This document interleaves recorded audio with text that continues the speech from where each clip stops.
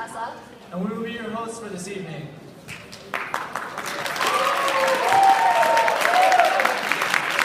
Tonight we have 16 talented Burke students competing to win the coveted title of Mr. and Miss BHS. The students will be competing in 3 different categories, starting off with the talent portion, leading to improv, and then the final round of question and answer. Students will be eliminated at the end of every round until there is only Mr. and Mrs. BHS. All of the proceeds raised tonight will be donated to the Children's Respite Care Center. CRCC is a nonprofit organization that provides special needs children from birth to 21 years of age with educational and therapeutic programs throughout the week and even weekends if needed. Many of Burke DECA students, including my group and I, have volunteered there to hang out with the students twice a week.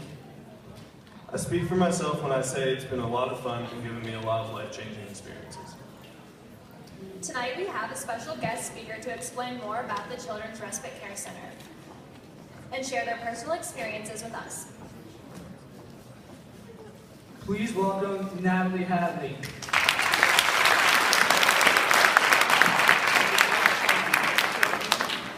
Beforehand, can we ask the crowd a huge favor? Her son, Rain, is unfortunately sick and could not be here to perform tonight. So we were wondering if you guys could just say, "Hey, Rain," on the count of 3. Are you ready? All right. Ready? 1, 2, 3. Hey, Rain! Thank you. Thank you so much. She's going to be So, our journey, I just realized this as I was getting ready tonight, and I was kind of thinking about what I'm going to say because I never planned very far in advance.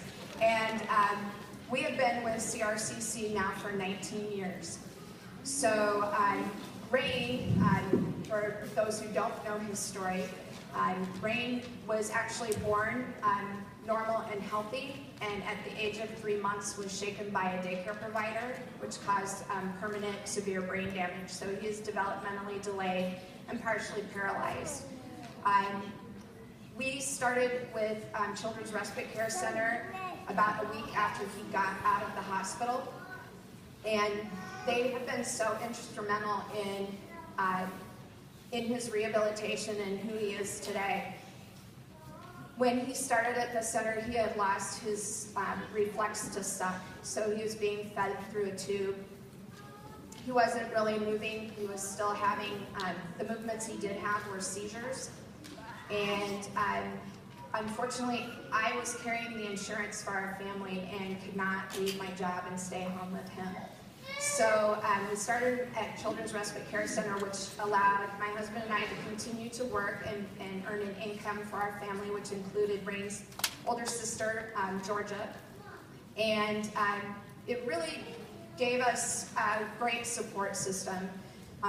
And they worked with Rain every day. And I still remember the day I got a phone call telling me that he had taken a whole ounce of formula by mouth instead of through the tube. And that was because of the dedication and the hard work of the nurses and the caregivers at the respite center. They helped us all the way along. He learned how to walk. He learned how to communicate. He's actually a pretty enjoyable kid to be around. He loves to sing. And along the way, we've added another son to our family who's now 13. And I think more importantly than the work aspect is just the ability for our family to go out and do things that without the respite center we couldn't do. So our other children are able to participate in sports. They're able to, we're able to travel with them. We're able to do things that normal families do to the extent that we can, because we have the respite center. We have those weekends that we can take him there, and we know he's safe and we know he's well cared for.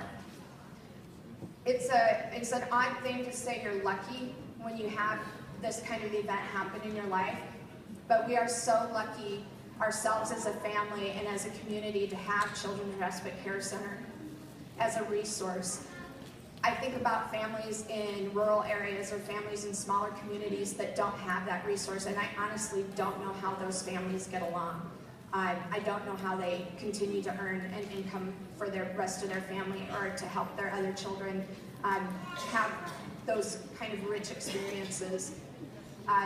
So I hope tonight that you enjoy the show, and that you will dig deep and help us support this very important community resource. We are very lucky to have them.